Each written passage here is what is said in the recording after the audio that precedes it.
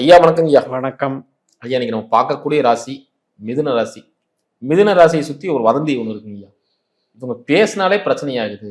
நம்ம எதை சொல்ல போக அவங்க தப்பா புரிஞ்சுக்க இது ஒரு மனசோம்பலாகி 10 வருஷம் பேசாமையா இருக்கிறோம். ஒரு டிஸ்கம்யூனிகேஷன் மாதிரி ஆகிடுன்னு சொல்றாங்க. இது எப்படி பாக்குறீங்க? ஏன்னா கம்யூனிகேஷன் நிறைந்த ஒரு ராசியா இருக்கு.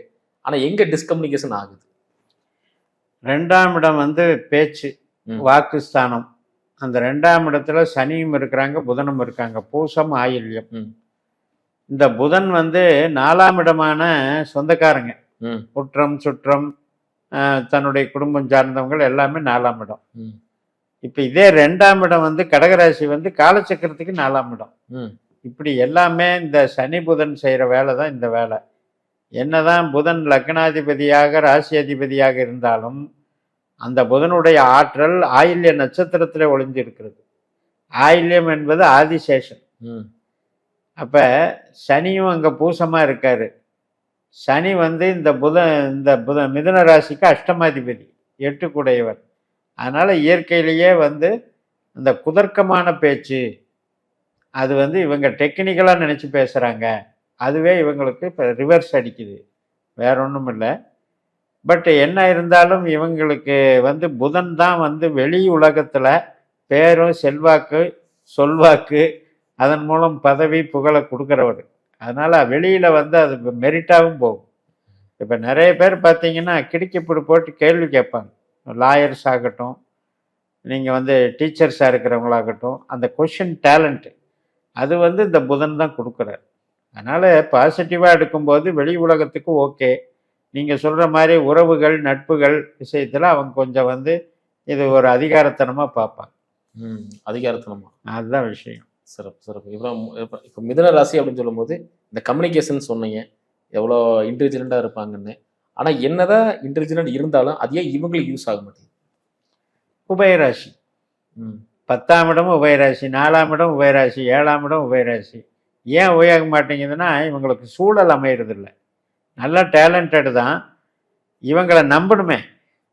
நம்பக்கூடியவர்கள் இவங்களை நீ எனக்கு உதவி செய்ய, நான் எல்லா பலனும் அனுபவிச்சுக்கிறேன், அப்புறம் உன்னை கணக்கெல்லாம் நான் எடுத்துக்க மாட்டேன், உன்னை கை கழுவி விட்டுறேன்னு சொல்கிறாங்க. அது மாதிரி ஆளுக தான் மாட்டுறாங்க. 7ஆம் இடமும் அன்ஸ்டேபிள், 10ஆம் இடமும் அன்ஸ்டேபிள். அதனால் இவங்க முதலாளியே இவங்களை யூஸ் அண்ட் த்ரோவை தான் யூஸ் பண்ணுறாங்க. அப்போ இவங்க சர்வீஸ் தான் இவங்களுக்கு பிறப்பின் ரகசியமே சர்வீஸ் தான். நான் ஆலோசனை சொல்கிறேன், நீங்கள் அதன்படி டெவலப் ஆகுங்கிறதா இவங்களுக்கு எடுத்த கேரக்டர். நீங்கள் சொன்ன இந்த ஜாப் ஒர்க்.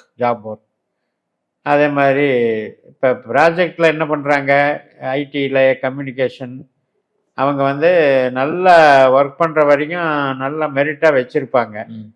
அப்புறம் சீனியர் ஆக ஆக என்ன ஆகும்னா ஒர்க்கு அந்த இது ஸ்பீடு குறையும். போயிட்டு வாப்பான்னு வேற கம்பெனிக்கு அனுப்பிச்சிடுவாங்க. ஐடியில் ஏன் இடைவிடாத மாற்றம் நடக்குதுன்னா ஸ்பீடு இருக்கிற வரைக்கும் நீ நல்லவன், ஸ்பீடு இல்லைன்னா நீ ஆகாதவன் அப்படின்னு ஆயிடுது. அதுதான் அன்ஸ்டேபிள்னு சொல்கிறேன். அதே மாதிரி இவங்களை வாழவே விடாமல் தடுக்கக்கூடிய எதிரிகள்லாம் யாரு? அது எந்த ராசி சார்ந்து வருவாங்க? அப்பா அம்மா சகோதரன் குடும்பத்தில். அதே மாதிரி கவர்மெண்ட்டில் வேலை பார்த்தா மேலதிகாரி. அது மட்டும் இல்லை, இவங்களுக்கு பெண்கள் வகை அல்லது சித்தி அம்மா இந்த மாதிரி வகைகள், அத்தைமார்கள் பெண்கள் வகைகள், கூட பிறந்த சகோதர வகைகள், உறவு சார்ந்தும் இப்படி எடுத்துக்கலாம், வேலை பார்க்குற இடத்துல சார்ந்தும் இப்படி எடுத்துக்கலாம். அப்போ யாரு கூட தான் இவங்க சேர்றதுங்கய்யா? இவங்களுக்கு பக்கபலமாக இருப்பவர்கள் கணவன் மனைவி உறவு தான். ஆனால் அங்கேயே நிறைய பிரச்சனைகள் இருக்குங்க. அது 7ஆம் பாவம் பாருங்க, உபயமா வருவது. 7ஆம் பாவம் உபயம்.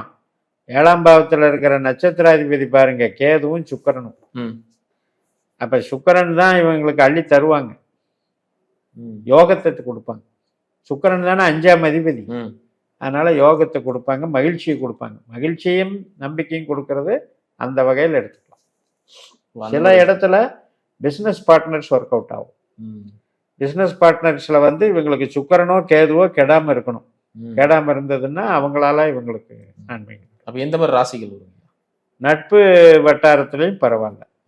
அதனால் இவங்களுக்கு நட்பு சார்ந்த விஷயங்கள் அப்படின்னு எடுக்கும் பொழுது மிதுனம் துலாம், மேஷம், கும்பம் இது எல்லாமே இவங்களுக்கு சூட் ஆகும்.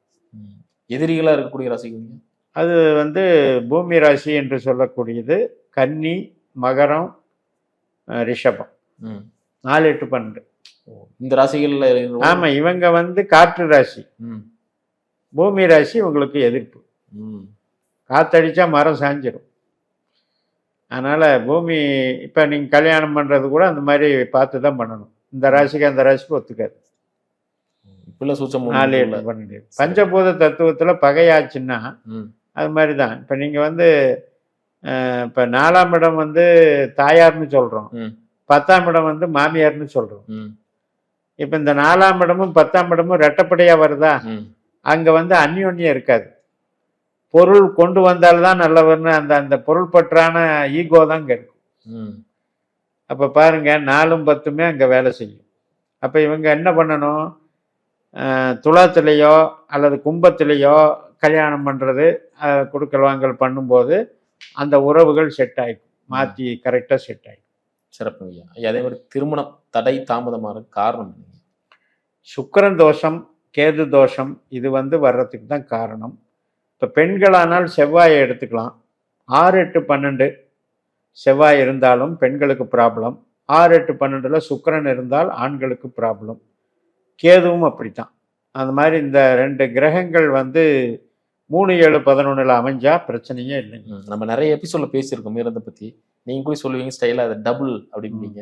ஏன்னா 2ஆம் திருமணம் தன்மை இருக்கு. அதே மாதிரி 2ஆம் திருமணம் நடக்கக்கூடிய அதிக வாய்ப்புகள் கொண்ட ஒரு ராசின்னு சொல்றோம். 7ஆம் இடம் என்பது காலச்சக்கரத்துக்கு 9ஆம் இடம். 9 என்பது 2வது மனைவி. ஒரு அஃபேர் ஏற்படுறதுக்கும் இந்த ராசி சொல்றோம். அதுக்கு காரணமே இந்த 9ஆம் இடம். இந்த இதுதான். இப்போ ஒருவேளை சுக்கிரன் கேது வந்து நல்லா இருந்தது அப்படின்னா அதுலயே அவங்க வந்து செட்டில் ஆயிடுறாங்க, பிரச்சனை இல்லாம. 9ஆம் இடம் தொடர்பு கொள்ளுதுன்னு வைங்க. இப்ப மிதுனத்துக்கு 9 எது, கும்பம். கும்பத்துல இருக்கிறது யாரு, ராகு. இப்ப இந்த ராகு சுக்கிரன் கனெக்ட் ஆனாங்கன்னா அப்புறம் பிரச்சனை ஆயிடும். அது வந்து எக்ஸ்ட்ரா தொடர்பை உண்டு பண்ணி.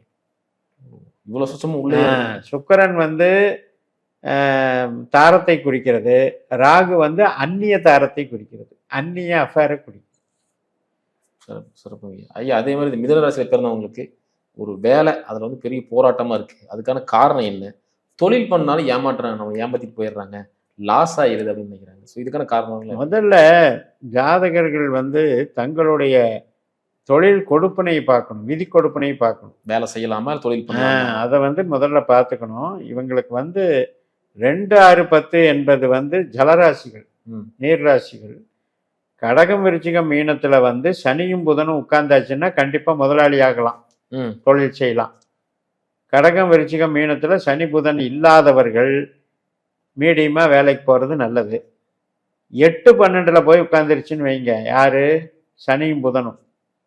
8ஆம் இடம் வந்து மகரம், 12ஆம் இடம் வந்து ரிஷபம். இங்க வந்து சனி புதன் இருக்கிறவங்க அவங்க வந்து ரொம்ப கஷ்டப்பட்டு அதை நஷ்டப்பட்டு, அதாவது ஆசைப்பட்டு பெரிய ஆளாகணும் அப்படின்ற அந்த ஆசையை உண்டு பண்ணி அதன் மூலமாக கொண்ட முதலெல்லாம் இழக்கக்கூடிய தன்மையை இவங்க தான் ஏற்படுத்துறாங்க, சனியும் புதன்.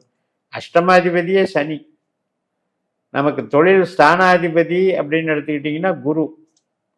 இப்போ குருவனுடைய நட்சத்திரம் எங்கே இருக்கு பாருங்க, நம்ம ராசிக்குள்ளேயே தான் இருக்கு. இந்த ராசிங்கிறது என்ன சொல்லுது, 1ஆம் இடம்னு சொல்லுதா. இந்த 1ஆம் இடம் வந்து ஒத்தப்படை தானே, ரெட்டப்படை தானே பொருள் கொடுக்கும். ஒத்தப்படை பொருளை கொடுக்காது இல்லை, மூளையை மட்டும்தான் கொடுக்கும். அதனால தான் நான் மூளை உழைப்பு செஞ்சு சம்பாதிங்கன்னு சொல்றது. அந்த நீ சொன்ன மாதிரி இந்த ஜாப் ஒர்க்ஸ் அல்லது அட்வைசர், ஸ்கில் சார்ந்த விஷயங்கள் பண்ணலாம். இவங்க இப்போ நல்லா படிச்சுட்டிங்கன்னா பெரிய பெரிய கன்சல்டிங் போகிறாங்க இல்லையா, அவங்களுக்கெல்லாம் என்னங்க பிரச்சனை. இப்போ பெரிய ஆடிட்டிங் கன்சல்டிங்கில் கோடிக்கணக்கில் சம்பாதிக்கிறவங்க இருக்காங்க. அந்த அவங்கள நம்பி ஒரு 10 கன்சர்ன் இருக்கும், அவங்களுக்கு அதை பார்க்கும்போதே பெரிய அமௌண்ட் வந்துகிட்டே இருக்கும். அதாவது நம்ம துக்ளக்கு அவர் சொல்லுவார், நம்ம காசு போட்டு என்றைக்குமே வந்து செய்யக்கூடாதுங்க, சம்பாதிக்கக்கூடாது, மூளையை உபயோகித்து தான் அடுத்தவன் பணத்தில் தான் நம்ம விளையாடணும் அப்படின்னு அவருடைய இது கேட்டிருக்கேன். அதனுடைய காரணம் என்ன, அந்த மிதனத்தினுடைய தன்மை தான். இதை எதுக்காக சொல்கிறேன்னா, ஒரு டெக்னாலஜிஸ்ட்டு அந்த புதன் வந்து இந்த வார்த்தையை சொல்கிறாரு. அந்த புதனுங்கிற வேலையும் அந்த 10ஆம் அதிபதி குருவனுடைய நட்சத்திரம் புதன் வீட்டுல இருக்கிறதும் இப்படித்தான் அவங்க சம்பாதிக்கணும்னு இயற்கை வழிவகுத்திருக்கு. அசிங்கம் அவமானம் எந்த விஷயத்துல வருங்க? 5, 8 கனெக்டிவிட்டி பாருங்க. 5ஆம் வீடு சுக்கிரன் வீடு, 8ஆம் வீடு சனி வீடு.